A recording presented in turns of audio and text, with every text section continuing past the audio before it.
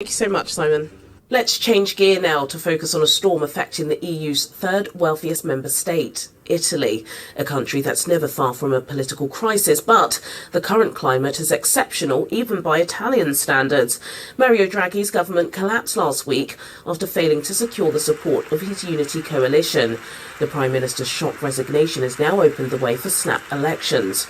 A period of high inflation and a war in Europe shouldn't be an ideal time for political reshuffling, but for some observers, the fallout is hardly a surprise. Earlier, I was joined in the studio by Chris Vinante, the Westminster Italian Conservatives founder and honorary president, to discuss more on this story. Chris Vinante, it's an absolute pleasure having you in the Channel's Business Global studios today. I think before we touch on what's going on back home, I think for our audience to be familiar with who you are, just tell me a little bit about your role at the Westminster Italian Conservatives and what the group do. Well, thank you very much for having me here. And yes, I founded the group in 2014 to connect the Italian community to the political world. At the time, I chose to join the Conservative Party. And before founding the group, I was campaigning and be an activist for 1 year. And then I started to create the group.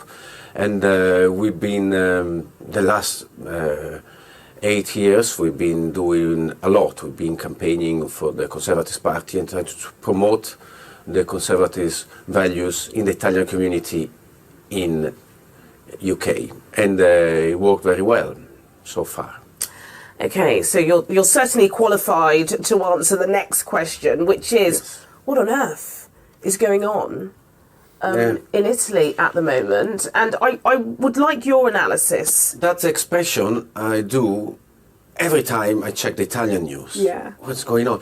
That's why lately, in the last few years, I didn't check them much, because otherwise I was getting too much stress in the Conservative Party here. Yes, actually, it wasn't a point to think that the British politics was getting close to the Italian one until you contacted me, and I had to check what's happening in Italy. I said, well, no, because from the moment the British politics become complicated, the Italian politics become twice complicated. Wow.